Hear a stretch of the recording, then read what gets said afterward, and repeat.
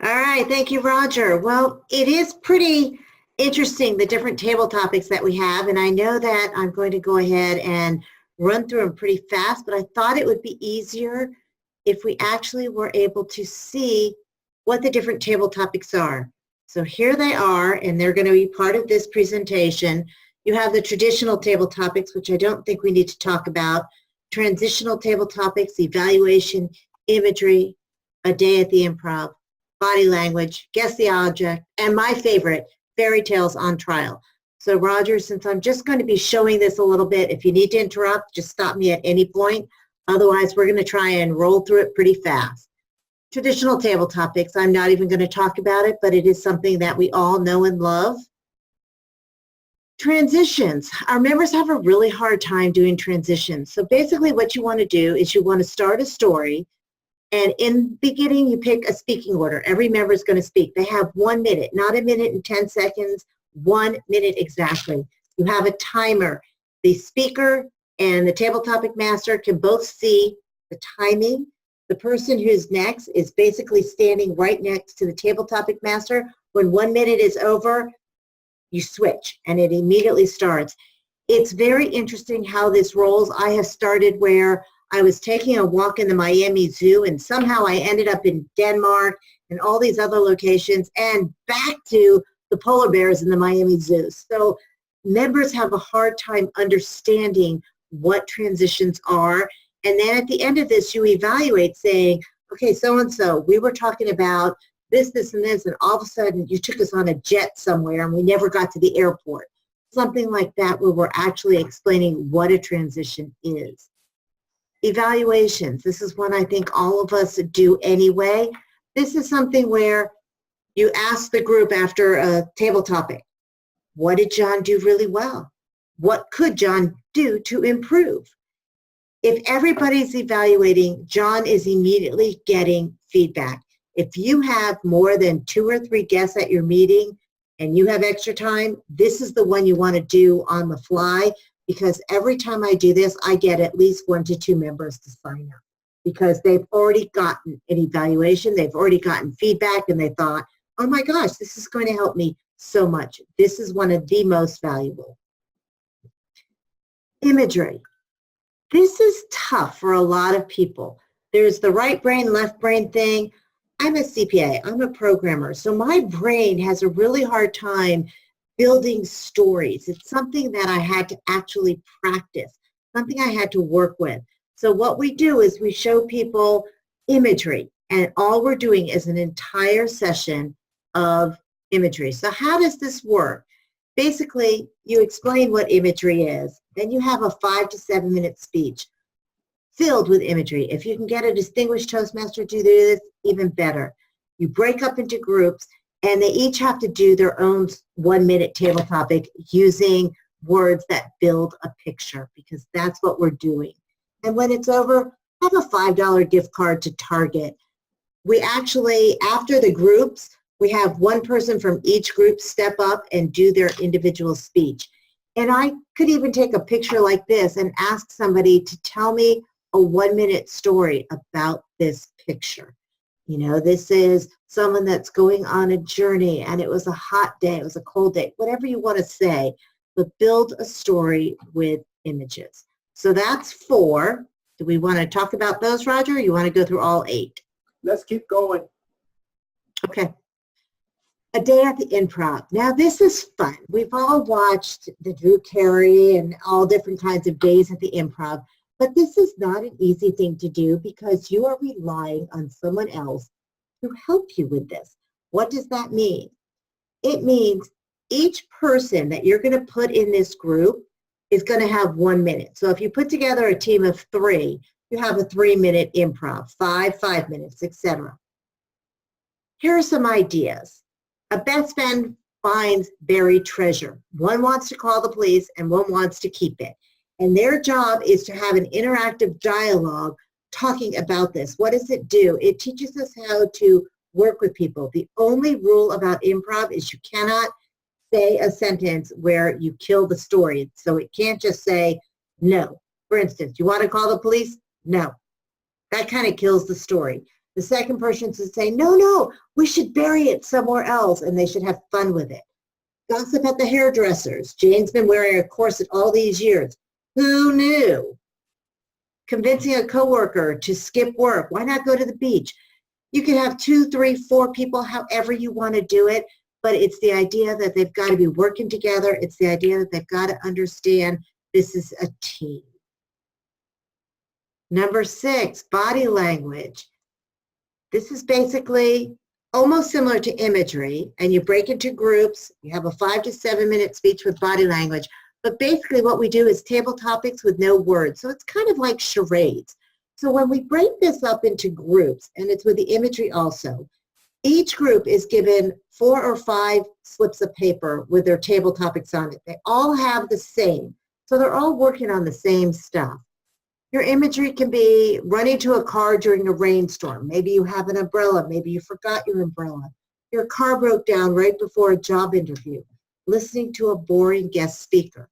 We do the same thing. We take one person from each group. They actually give a final presentation. And of course, you want to have a $5 gift card or something like that to encourage everybody to get involved. It's fun. And when you're doing both this and the imagery one, because you're in small groups, you're able to evaluate each one of the speakers. So the speakers are getting information out of this.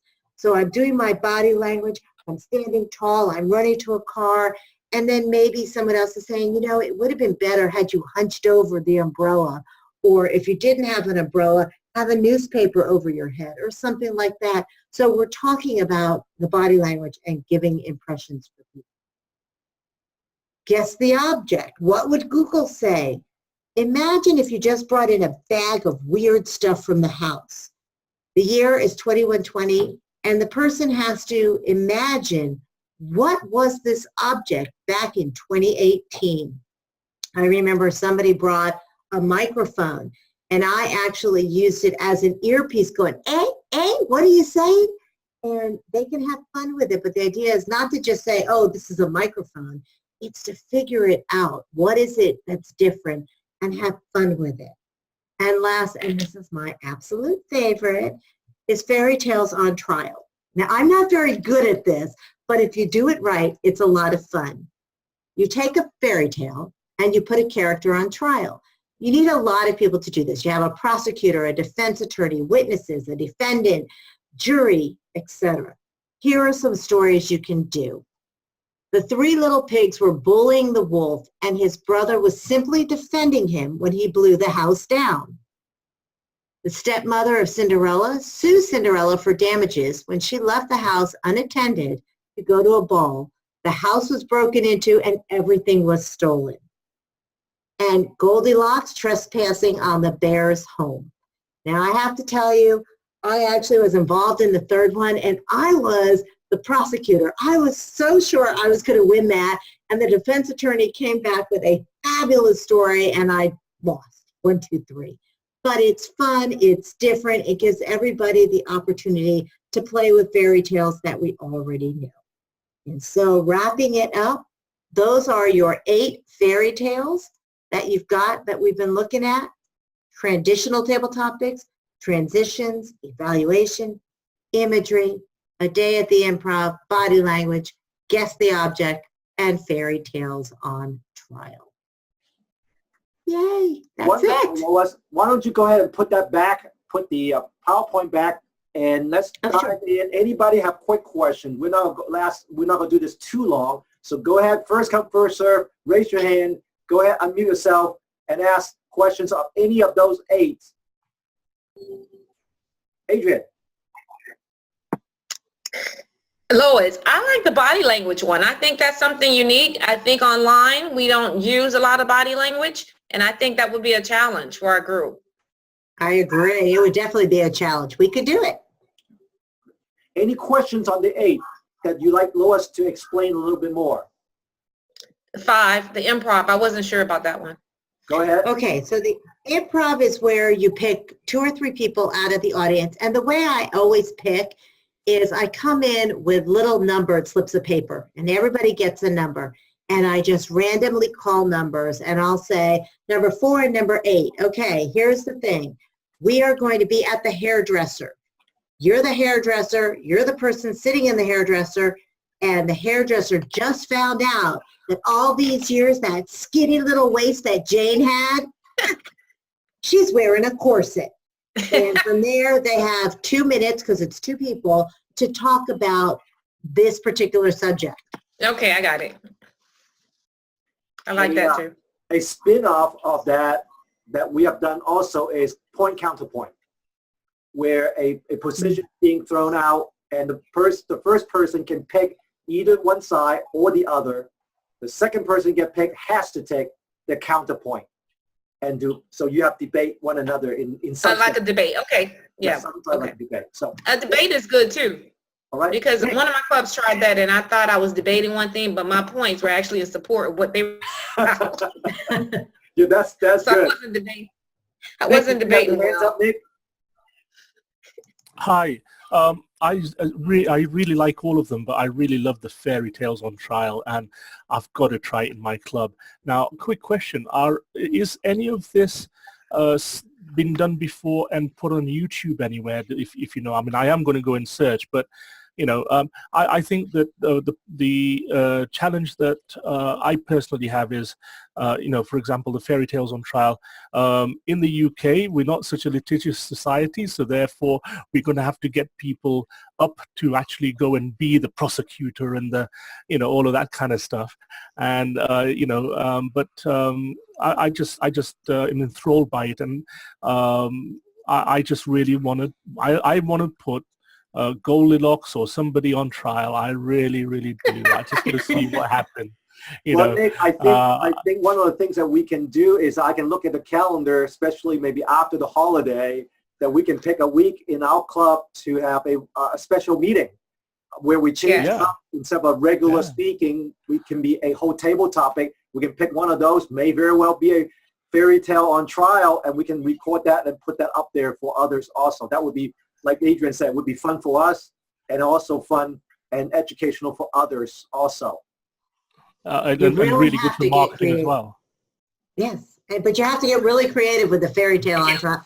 I mean, we ended up on some of these where we had, I think Goldilocks was actually evaluating the property for tax purposes. And I mean, it goes everywhere. You just have to be creative.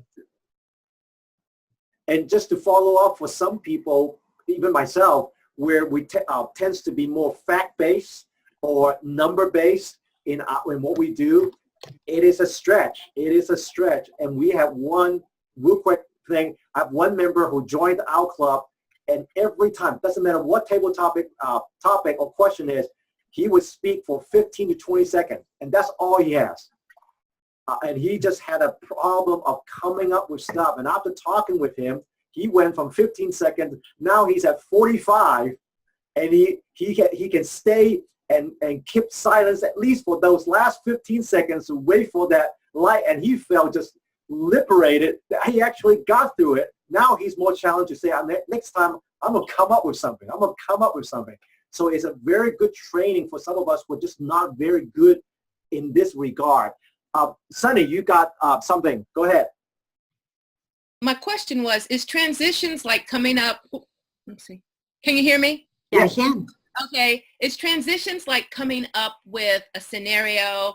There was this haunted house, I didn't know what to do, I walked in the door, and there I saw that person lying on the floor, and then you keep going until 1 minute, then the next person has to pick up on your story, they can put it on, and then they talk a minute, and then the next person, and you just don't know how the story is going to end, but it's almost like everybody has to contribute to the story. And that's exactly right.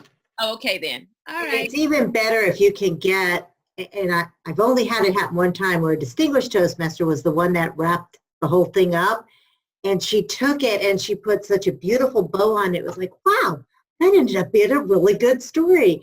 But the trick is, especially for new people, is they want to get in there and just talk about something they know. They haven't listened to anything 3 people before them have been saying because they're so caught up in their world and they're like focused like that. They're not even paying attention.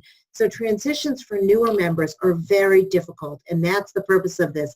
And of course, at the end, you have to evaluate the whole thing. You have to say, where did it go off? And then how did Jane bring it back in line with what we started with?